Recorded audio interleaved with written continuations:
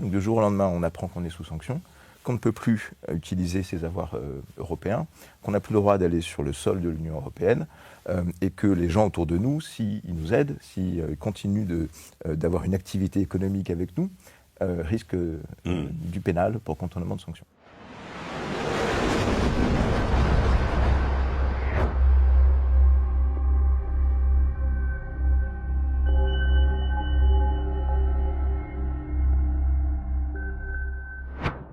Bonjour à tous, chers abonnés d'Omerta, abonnés de notre chaîne YouTube, également abonnés de l'application et également je m'adresse aussi aux lecteurs du magazine Omerta pour leur rappeler à ceux qui n'étaient pas encore au courant que notre nouveau numéro antimondialiste, Les Patriotes à la reconquête de l'Europe, est disponible en kiosque, donc vous pouvez le trouver dans 5000 points de vente en France. Voilà, petite info, si vous ne l'avez pas encore, précipitez-vous et allez le chercher. Voilà.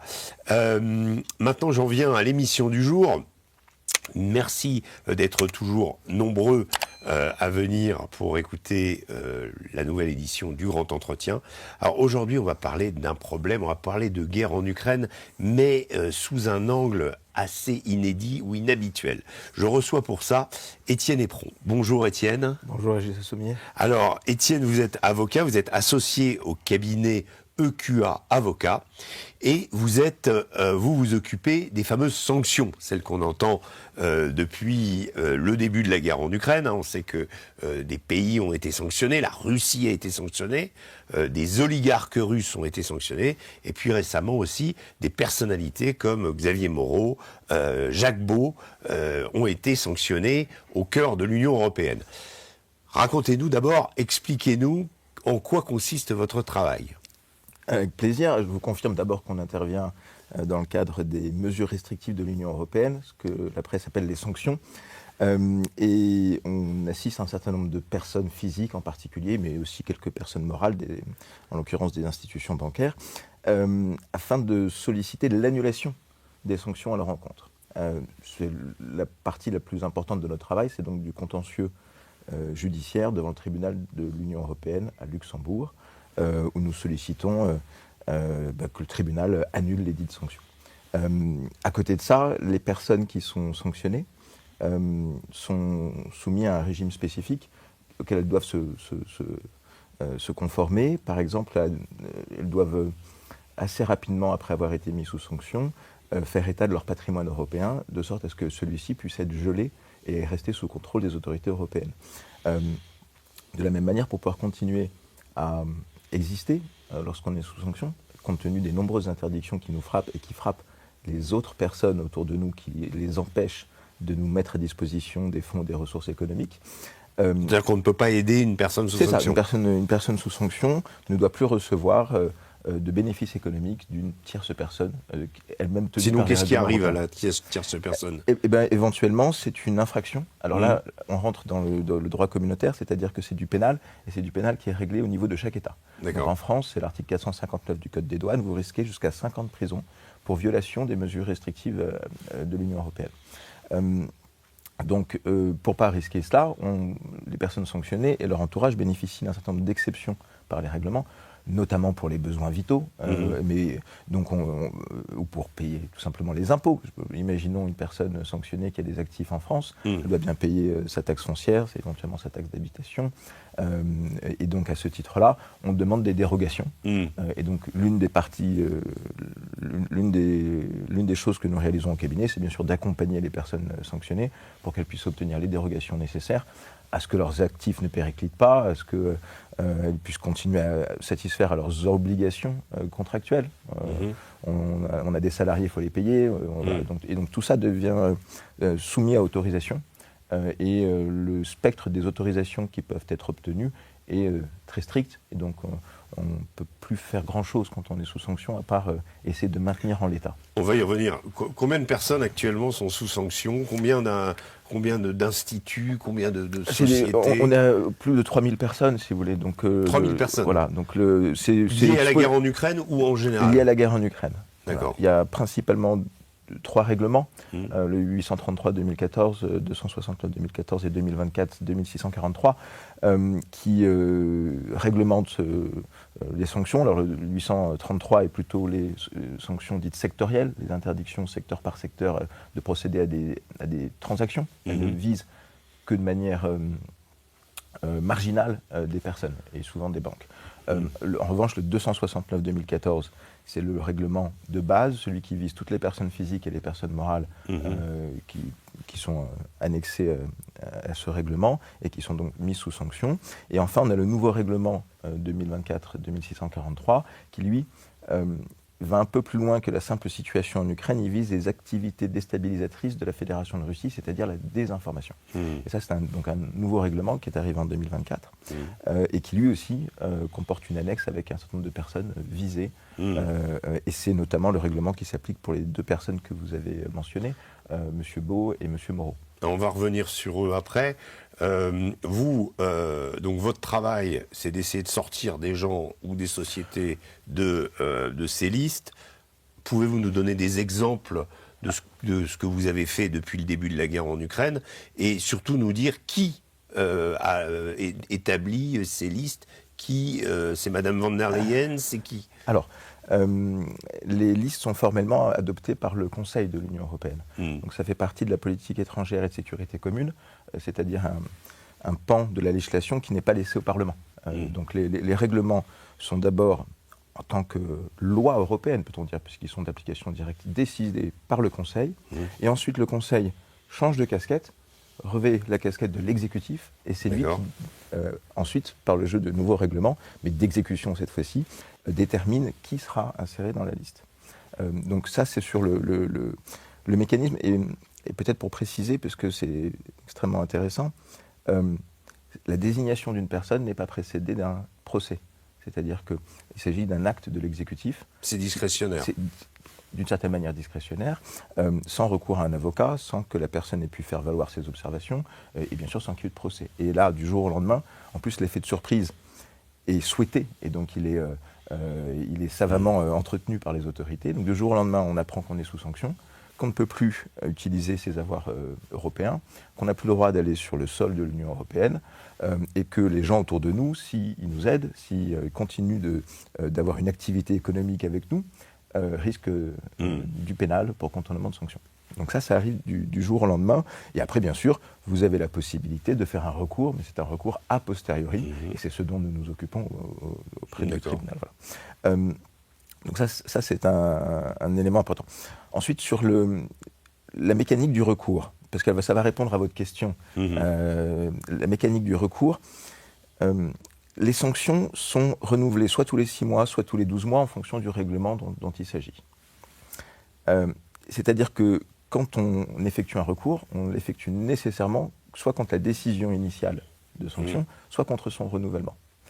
Mais la durée du renouvellement étant relativement courte, quand on arrive devant le juge, on ne se bat que pour une décision passée, et la décision, il est assez courant, voire quasiment systématique, que la personne soit déjà remise sous sanction. C'est-à-dire qu'on se bat pour le passé. On se bat pour dire, cette mise sous sanction était-il légale? Néanmoins, le jour où la décision est adoptée, la personne a déjà, entre-temps, été remise sous sanction. Et si ce n'est pas le cas, rien n'empêche le Conseil de la mettre sous sanction 6 mois après. Et donc on a un problème fondamental, selon moi, en ce qui concerne les recours devant le tribunal de l'Union européenne, c'est qu'ils ne sont absolument pas effectifs. C'est-à-dire, non seulement ils ne valent que pour le passé, mais ils ne lient pas le Conseil pour le futur. Et donc on a des cas emblématiques, le cas de la famille Popiansky. Monsieur, madame et leur fils sont sanctionnés. Monsieur a gagné 3 fois. Il a fait annuler à 3 reprises une ou plusieurs décisions de sanctions. Est-ce que c'est un ami de Poutine non, pas du tout. Alors, on va revenir sur les motifs de désignation. Mais c'est intéressant. Non, c'est pas précisément non. Est-ce que c'est des affreux? Vous estimez qu'ils l'ont bien cherché quand même? Alors, je ne peux pas faire de généralité comme ça. Alors, en l'occurrence, pas du tout pour les personnes que je viens de... Justement, alors décrivez-nous. Ce sont précisément des gens qui ne sont pas connus pour être proches des autorités russes. Pourquoi sont-ils sanctionnés? Parce que ce sont des hommes d'affaires importants et qu'en tant que tels, la surface financière qui est la leur contribue au budget de la Fédération de Russie. C'est l'un des critères du règlement 269-2014, qui est un homme d'affaires influent, participant à un secteur de l'économie qui contribue au budget de la Fédération de Russie. Voilà, ça, c'est un des critères. Donc n'importe qui peut être sanctionné. Parce qu'en réalité, ce critère, il est intéressant parce je viens de vous donner un libellé qui est à peu près exact, mais il était libellé de manière un peu trop restrictive. Et donc, il y a eu un certain nombre d'annulations de décisions de sanctions parce que la propre règle que s'était fixée le Conseil n'arrivait pas à la respecter. Qu'a fait le Conseil? Il a changé la loi. Et donc ce critère, désormais, comporte 3 sous-critères, chacun un peu plus précis, et pour éviter les annulations judiciaires.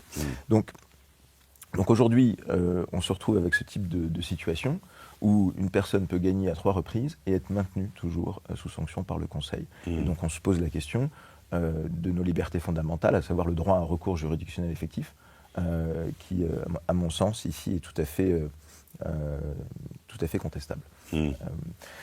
Maintenant, pour revenir sur les critères, effectivement, en 2014, la première mouture de ce règlement date de 2014, on avait plutôt des critères qui désignaient les gens qui soutiennent l'effort de guerre en Ukraine ou qui profitent de l'effort de guerre en Ukraine. En 2022, avec l'invasion de l'Ukraine par la Fédération de Russie, on s'est mis à viser beaucoup plus large. Et donc les critères, maintenant, celui que je viens de vous mentionner, l'homme d'affaires qui intervient dans des domaines économiques qui fournissent une aide budgétaire au gouvernement, ce critère-là, il peut être rempli par énormément de monde, même une petite activité entrepreneuriale, à partir du moment où le secteur économique d'intervention est lui-même important pour la Fédération de Russie. C'est incroyable parce que si on vous suit bien, imaginons un opposant au gouvernement russe qui aurait ou quelqu'un qui n'a pas marqué de sympathie particulière peut être sanctionné. Oui, tout à fait. Et complètement. Et alors, après, le choix de désigner quelqu'un est discrétionnaire. Oui. Je donne un exemple. Dans les premiers jeux des personnes désignées en 2022, l'un des motifs retenus était la participation à une réunion avec le président Poutine du principal syndicat industriel russe. Et donc, de mémoire, 36 personnes ont participé. 34 ont été sanctionnées. Se pose la question des 2 autres. Je veux dire, il exprime bien que c'est complètement discrétionnaire. On ne sait pas ce qu'ont fait les 2 autres. D'ailleurs, à mon avis, ça leur a sans doute pas été très utile en Russie. À mon avis, ça leur a même été reproché. Bah oui. Le doute légitime sur leur sur leur coopération avec les autorités européennes. Donc, vous voyez, finalement, ça reste un choix de l'exécutif, presque un acte de gouvernement. Donc, revenons sur cette famille. Oui, donc la famille Poupiansky sont des entrepreneurs dans les pipelines, dans les tubes, donc oléoduc et gazoduc. Oléoduc et gazoduc, dont on voit qu'ils n'ont pas été retenus pour le projet Nord Stream 2, par exemple, qui était notamment le fait d'entreprises proches du Kremlin. Et donc, c'est anecdotique, mais on peut imaginer que s'ils avaient été vraiment dans le clan du Kremlin, ce type de projet emblématique aurait été pour eux, ce qui n'est pas le cas. Par ailleurs, connaissant un peu leur dossier, je note qu'ils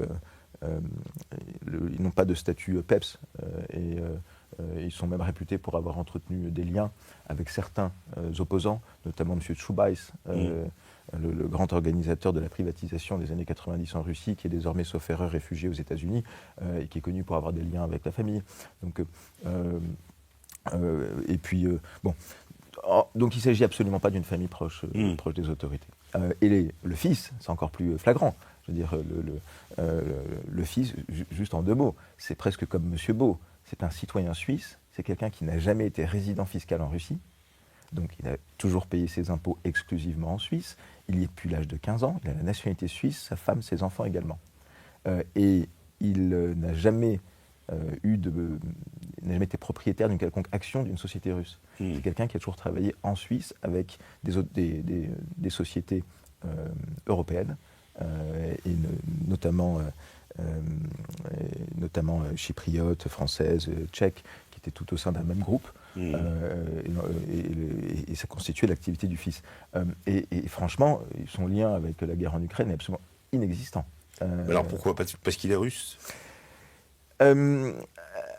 Alors, pour être très clair, on ne comprend pas bien. Il a un nom russe, ça suffit. D'abord, il a un nom russe, ça c'est une évidence. Ensuite, il est le fils de son père, qui est effectivement un homme d'affaires important. On imagine aussi que, en visant les membres de la famille, le Conseil de l'Union européenne essaye de faire en sorte que ceux-ci ne deviennent pas des prête-noms pour le père désigné. Voilà. Enfin, si vous rapportez ça au droit pénal, en France, quand votre père braque une banque, le fils ne va pas en prison généralement, même si celui-ci est susceptible de réutiliser le fruit du larcin. Donc tout ça, donc on a quand même une contrariété avec le droit pénal ici qui m'apparaît flagrante et si vous voulez bien, on y reviendra un instant. Bien sûr. Allons-y. Le Conseil de l'Union européenne et le tribunal également nous indiquent que les sanctions ne sont pas du droit pénal. D'abord parce qu'ils ne visent pas à sanctionner un comportement passé, mais vise plutôt à ce que les personnes désignées changent de comportement. On y reviendra parce que parfois c'est absolument incompréhensible. Et accessoirement parce qu'elles sont réévaluées tous les 6 mois. Et donc que les privations du droit de propriété, du droit d'aller et venir ne sont que temporaires. Mais au regard de ce que je vous ai dit précédemment, c'est-à-dire que les recours judiciaires, on annule les sanctions et on est maintenu sous sanction, le caractère temporaire, provisoire de la mesure est tout à fait contestable. Et accessoirement, pour certains de mes dossiers, sans les citer, reprochent aux personnes en question d'avoir effectué un acte qui appartient au passé, auquel on ne peut plus rien changer. Alors, dans ce type de circonstances, soit la personne est automatiquement enlevée. C'est rétroactif. C'est pas rétroactif, mais disons que comme en droit pénal, on vous dit vous avez braqué une banque il y a 2 ans, donc au bout de 2 ans d'instruction, vous allez en prison. Ici, on lui dit vous avez voté au Parlement pour le traité d'amitié entre la région de Lugansk, Donetsk et la Fédération de Russie, avant l'annexion. Ce simple vote, qui est un fait qui appartient au passé, ne peut plus être modifié. Donc l'argumentaire qui dit que c'est pour susciter des changements de comportement, là on ne voit pas très bien ce qu'on peut changer dans ce qui nous est reproché, puisque le fait appartient. Autant le fait d'être un homme d'affaires important, c'est quelque chose auquel on peut éventuellement apporter contradiction en démissionnant, en vendant ses activités ou en changeant d'activité. Autant un fait passé reste un fait passé, on ne peut rien faire. Alors il y a des jurisprudences qui dans certains cas nous permettent d'annuler les sanctions sur ce fondement, notamment la jurisprudence Ovsianikov, qui était l'un des gouverneurs d'une des régions annexées, je ne me souviens plus laquelle, et qui a démissionné de ses fonctions et qui a eu un comportement d'éloignement assez net des autorités russes et qui du coup a réussi à sortir des sanctions en s'illustrant comme étant anciennement du côté russe et comme s'étant très officiellement mis en retrait par la suite. C'est le seul exemple. C'est pas le seul. Il y a d'autres exemples de personnes qui ne sont plus sous sanction. Certaines sont étonnantes. On voit parfois le Conseil qui renonce à sanctionner quelqu'un avant même la fin d'un premier procès. Pourquoi ? Avec des motifs qui sont que la situation ne prête plus à sanctionner la personne. En réalité, on sait très bien que tout ça, les décisions de renouvellement sont des décisions qui se prennent à l'unanimité des 27 membres de l'Union européenne et qu'il suffit qu'un petit pays, à un moment donné, dise non, attention, lui, ça serait quand même mieux qu'on sorte des sanctions pour des raisons qui concernent le petit pays, ses liens économiques ou que sais-je encore.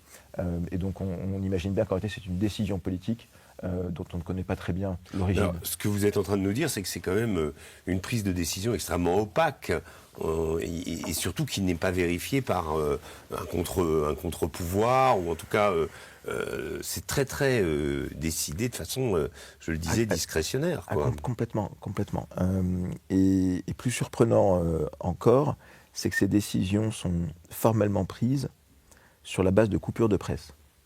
C'est simple, le Conseil de l'Union européenne n'a pas de procureur, n'a pas de service d'enquête. Donc, il ne peut se fier qu'aux éléments publics et disponibles. Et donc, on retrouve dans les dossiers de preuve des copies d'écran d'obscurs sites internet, parfois Atlantis, parfois des think tanks américains, parfois des journaux russophobes ou pro-ukrainiens en tout cas, des articles qui correspondent à des partis pris régulièrement. Mais on sait bien que ce sont des dossiers officiels. Derrière, on imagine bien qu'il y a quelques rapports qui ne nous sont pas nécessairement divulgués. Et on imagine bien qu'un certain nombre de services sont à la manœuvre pour apporter des informations sur les personnes désignées. Voilà. Juste avant l'émission, là, vous m'avez dit que pour vous, le mécanisme même des sanctions est problématique. Est-ce que vous pouvez nous... Oui, on le voit aujourd'hui avec les sanctions américaines. Thierry Breton, ancien commissaire, ancien ministre, sanctionné par les États-Unis concomitamment avec des activistes anti-haine en ligne allemands. Au motif que ces personnes, dont Thierry Breton, œuvrent pour la censure et que cette censure vise les entreprises américaines, les GAFA. Thierry Breton est désormais privé de pouvoir aller aux États-Unis et il n'a pas pu faire valoir une quelconque observation. Il n'a pas pu défendre son travail, il n'a pas pu s'expliquer en disant non, les projets politiques que j'ai soutenus lorsque j'étais en fonction ne correspondent pas à l'image que vous en faites. Enfin, il n'y a aucun débat et la personne est sanctionnée. Mais plus problématique encore, le juge français de la CPI et le procureur de la CPI, eux, sont sanctionnés au titre d'une loi américaine expressément contre la Cour pénale internationale. Que les États-Unis ne reconnaissent pas. Que les États-Unis ne reconnaissent pas. Les motifs de sanction de ces personnes, c'est attention, ils ont poursuivi Benjamin Netanyahou. Or, ni Israël ni les États-Unis ne sont partis à la Cour pénale, à la Convention de Rome qui institue la Cour pénale internationale. Et donc, on considère que tout ça est illégitime, on ne le reconnaîtra pas et on poursuit ces gens-là parce qu'en réalité, ils cherchent à nous nuire. Mais les personnes désignées, là en l'occurrence, c'est interdiction de circulation sur le territoire américain, plus gel de tous leurs actifs, plus interdiction faite à tout citoyen américain, voire un peu plus loin que tout citoyen américain, d'avoir des rapports commerciaux avec eux. Donc, ce n'est pas le cas de Thierry Breton. Non, ce n'est pas le cas de lui, c'est plus léger. Voilà. Mais donc il y a plusieurs... alors tout à fait, en particulier aux États-Unis, vous avez un nombre de dispositifs législatifs de sanctions qui est extrêmement important. D'abord parce qu'ils ont commencé avant nous. Les premières sanctions américaines contre les États-Unis, c'est de 2006, le Magnitsky Act. Et donc ils ont une longueur d'avance. Et puis d'ailleurs, eux, ce sont des lois parfois nettement plus complexes et qui comprennent notamment le soutien à la société civile, comme on dit, le soutien aux médias anti-gouvernement russes. Donc la loi de Magnitsky Act de 2006 que je viens de mentionner, elle prévoyait des milliards pour un certain nombre de radios, de chaînes de télévision. Voilà. Et donc c'est des phénomènes. Disons que c'est plus assumé chez les Américains qu'il s'agit en fait de la politique étrangère. Il s'agit en fait d'un des éléments de politique étrangère. Et donc, ils nous mettent ça dans des lois fourre-tout avec d'autres aspects d'influence. Alors, donc récemment, vous avez parlé des différents types de clients que vous avez pu avoir depuis le début de la guerre en Ukraine en 2022, enfin depuis l'invasion russe de 2022. Donc récemment, deux noms, mais il y en a d'autres, ont dominé l'actualité. Ça a été celui de Jacques Beau et celui de Xavier Moreau. Vous êtes le représentant de Xavier Moreau. Est-ce que ça vous a surpris cette évolution et qu'est-ce que ça dit? Est-ce qu'il y a un durcissement aujourd'hui du régime des sanctions? Qu'est-ce qu'il faut s'attendre à découvrir bientôt? Alors, effectivement, d'abord, d'une certaine manière, je me réjouis de la situation puisque je suis une des rares personnes à indiquer que le mécanisme des sanctions est dangereux pour nous autres Européens et que personne ne s'en émeut tant que les victimes sont des méchants Russes. Et il va falloir, enfin, j'appelle de mes voeux une prise de conscience quand même de l'opinion et qui, à mon avis, va intervenir du fait que désormais nous avons des Européens qui sont sanctionnés. Donc nous avons une personne allemande qui a été désignée d'ailleurs en premier. C'est des gens qui n'ont plus des noms russes. Avant c'était des noms russes, c'est ça? Oui, et puis donc on a eu Xavier Moreau qui est ressortissant français et Monsieur Beau qui est ressortissant helvétique. Ça pose à mon avis, il y a deux choses intéressantes à dire. La première, c'est que ces personnes-là sont généralement protégées par leur écosystème d'origine, j'ai envie de dire, c'est-à-dire leur pays, la France, qui a une constitution, avec des droits fondamentaux. Le droit de propriété est respecté en France. Et on se retrouve en fait à une sorte de contournement du droit national par le jeu du droit de l'Union européenne. C'est-à-dire que ce que fait l'Union européenne vis-à-vis d'un ressortissant français, jamais la France ne pourrait le faire. En tout cas, jamais dans ces circonstances-là. Donc on a, de manière très évidente, une sorte de contournement des règles qui protègent les individus, qui protègent l'état de droit en France, par le jeu du droit de l'Union européenne. Ensuite, il faut voir quels sont les motifs de désignation. Ce ne sont que des hommes de médias. Désormais, c'est le nouveau règlement 2024-2643, on vise la désinformation. Et donc ces gens-là sont sanctionnés, donc sont, je le rappelle, privés de leur droit de propriété et de leur droit d'aller et venir en Europe, pour des propos tenus dans les émissions de télévision ou les chaînes YouTube qui les animent.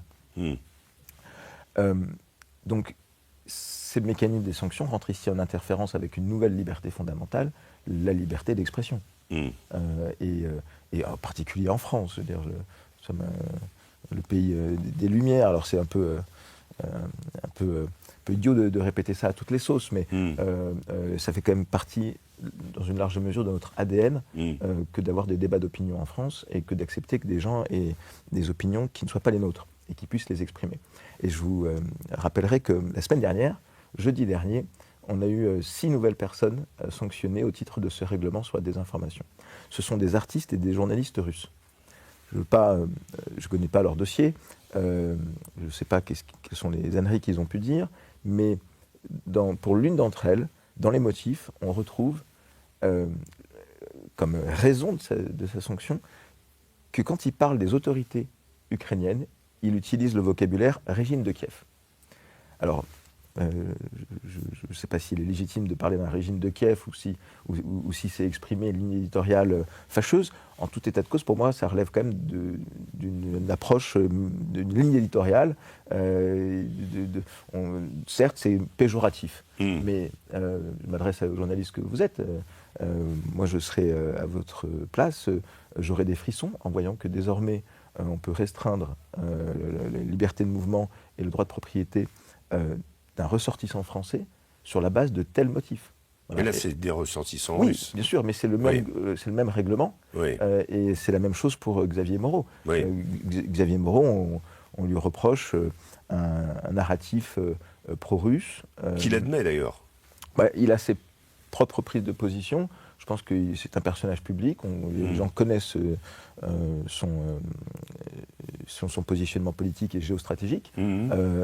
Et bon, voilà. Maintenant, la question, c'est est-ce qu'on accepte que des Français, des hommes de médias, aient un narratif qui soit le narratif de l'ennemi, le narratif de la Russie, en l'occurrence. Bon.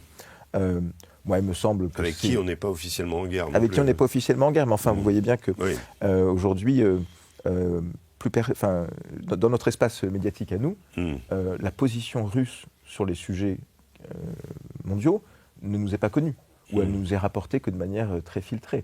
Pourquoi est-ce que naturellement, parce que tous les médias russes ont été interdits en Europe. C'est une des premières choses qui est intervenue en 2022. Donc on ne sait plus quelle est la voix de la Russie. Et les dernières personnes qui portent la voix de la Russie, comme Xavier Moreau, et qui sont accessibles, on va dire, en Europe, on les sanctionne.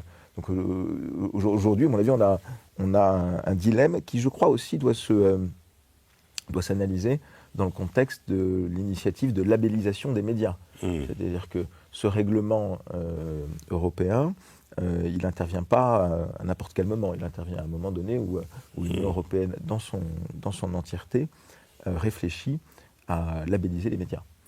Et donc à savoir qui détient la véritable information et qui ne fait que de la désinformation. Voilà. Donc dans cette... c'est quand même très intéressant, mais donc vous, ça ne vous a pas surpris. Maintenant, si Xavier Moreau revient en France, qu'est-ce qui se passe ? Alors, comme il est ressortissant français, la France a la possibilité de généreusement déroger à l'interdiction de présence sur le territoire, et donc il devrait pouvoir être présent sur le territoire français. D'accord. Est-ce qu'il souhaite revenir ou pas? Ah, je vous laisserai poser la question, mais je pense que dans une large mesure, il ne le souhaite pas. En tout cas, aujourd'hui, ce que je peux vous dire, c'est que... On précise que Xavier Moreau vit à Moscou. Ouais. Xavier Moreau, à ma connaissance... Et il a la nationalité russe. À ma connaissance également, oui. Mais enfin, d'avoir une nationalité complémentaire ne devrait pas vous... non, bien sûr. Des droits, non, mais je voulais savoir quel est le mécanisme, parce que gel des avoirs pour une personne sur le territoire français, une personne qui est française, ça signifie quoi? Ah bah, ça signifie qu'aujourd'hui, il ne peut plus payer son téléphone portable français, il ne peut plus payer ses traites, ses traites immobilières sans avoir des autorisations de la Direction générale du Trésor. Donc aujourd'hui, n'importe quel mouvement financier qui concerne M. Moreau et qui passe par l'Europe doit faire l'objet d'une autorisation. Et puis même, vous voyez, je pense que M. Moreau, il vit principalement des revenus que génèrent ces chaînes YouTube. Et aujourd'hui, et qui sont principalement regardées par des Européens. Et donc, si les Européens continuent de contribuer via des paiements, alors je ne sais pas très bien comment ça fonctionne, mais oui, via des paiements sur YouTube, eh ben, eux-mêmes s'exposent à des sanctions pénales pour contournement des sanctions. Et puis, alors, plus encore, pour M. Beau et pour M. Moreau, sont des gens qui publient des livres. On se pose la question de leur capacité à continuer à publier. Parce que... alors s'il existe quelques dérogations pour les contrats qui ont été conclus antérieurement à la désignation et qui permettent donc de continuer à exécuter les contrats en cours, les nouveaux contrats, c'est très compliqué. Un éditeur ne pourra plus aujourd'hui éditer une personne sanctionnée. Éditer une personne sanctionnée sans s'exposer elle-même à des risques de nature pénale. Donc en plus de ça, pour ce qui concerne ces personnes-là en l'occurrence, il y a un aspect de muselage. On va les empêcher de s'exprimer. On va couper la surface médiatique dont ils disposent. Est-ce que parce que, comme je le rappelais, nous ne sommes pas, nous, Français, ni nous, Européens, en guerre officielle. Il n'y a pas de déclaration de guerre contre la Russie. Si tel devient le cas, est-ce que d'autres mesures peuvent être prises ? On sait qu'en 14-18, par exemple, le contrôle de l'information était total. Peut-être plus d'ailleurs qu'en 39-45. Mais au moment de l'entrée en guerre, chasse aux espions, et tout ça était communément admis par la population. Tout à fait. C'est les actes de gouvernement. C'est-à-dire, je suis absolument d'accord, si on venait être en guerre contre la Fédération de Russie, tout ça se verrait d'une autre manière. Intelligence avec l'ennemi. Donc, effectivement, ça changerait tout. Maintenant, est-ce qu'on s'oriente vers une guerre au sens auquel notre Constitution le prévoit? Je ne suis pas du tout certain. Et je ne le souhaite pas non plus. Voilà. Et maintenant, question importante aussi, on a évoqué donc Xavier Moreau qui reconnaît, qui assume avoir un narratif pro-russe, et Jacques Beau qui, lui, réfute cette attitude en se basant sur le fait qu'il ne prend comme source pour l'écriture de ses livres que des sources occidentales et ukrainiennes, et non pas des sources russes. Est-ce que vous faites une différence entre le cas de Jacques Beau et le cas de votre client, Xavier Moreau? Alors, je ne connais pas suffisamment le cas de M. Beau, mais effectivement, j'ai pu entendre dire qu'il s'abstenait d'utiliser un quelconque vocabulaire qui puisse lui être reproché, comme le vocabulaire de ukro-nazi, ou ce type de mots. Effectivement, qu'il se source exclusivement en Europe, aux États-Unis et en Ukraine, et qui se refuse. Et qu'il a travaillé pour l'OTAN, et qu'il a travaillé pour l'ONU, enfin bref. C'est ça. Et est-ce que vous voyez une différence? Et accessoirement, lui n'a pas la double nationalité, il me semble. Mais en même temps, lui n'est pas non plus citoyen de l'Union européenne. Non. Et donc sa situation juridique est encore un petit peu différente. Moi, je pense que la question que vous me posez, elle est compliquée. Parce que vous êtes en train de me dire, est-ce qu'il y a une différence de degré ou une différence de nature? C'est ça. Et en réalité, moi j'ai envie de vous répondre, on ne peut pas rentrer dans l'analyse des différences de degré. On est sur deux informations dont le contenu ne convient pas à l'Union européenne, est considéré comme contraire au narratif que nous développons dans les médias, et à ce titre-là, préjudiciable et fake news, on sanctionne. Donc, j'ai pas eu l'occasion de faire une analyse détaillée de tous les écrits de ces deux personnes pour vous dire oui, dans l'un des deux cas, ça serait plus justifié que dans l'autre.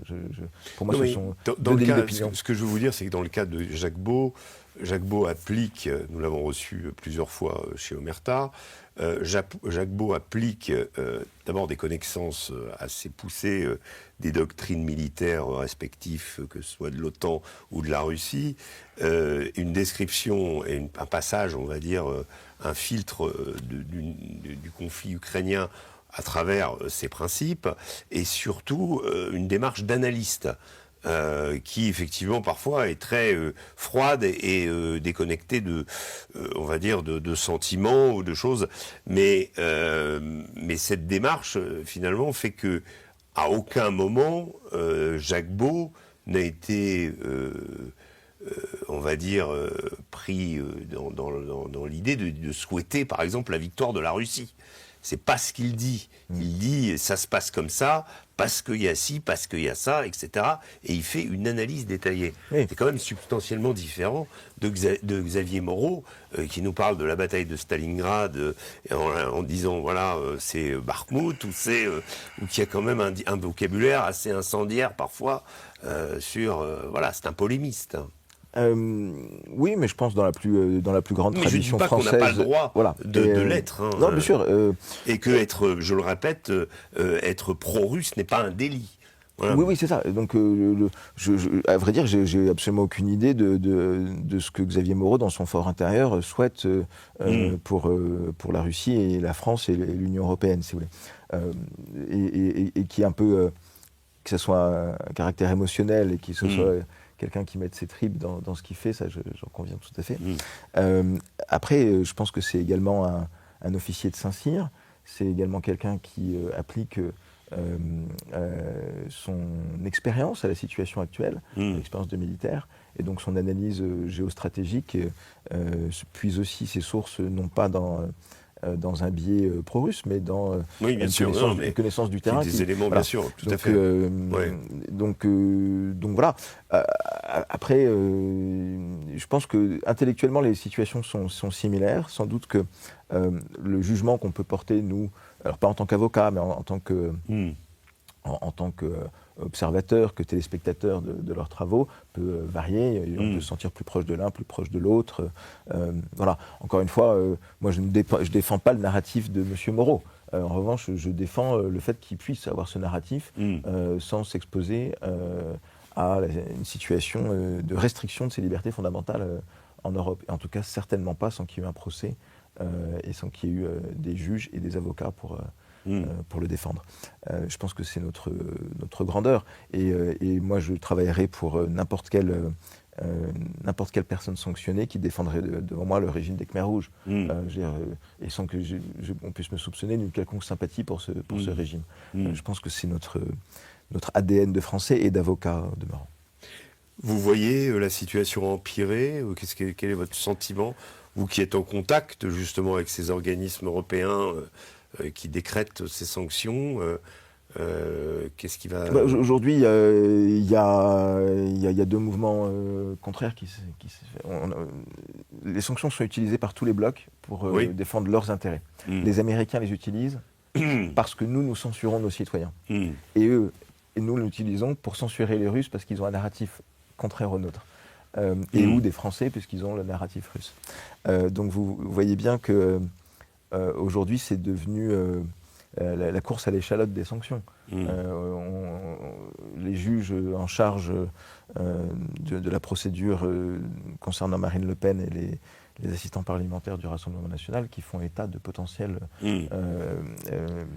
ingérences américaines avec la douce musique de vous risquez d'être mis sous sanction si vous continuez à embêter Marine Le Pen.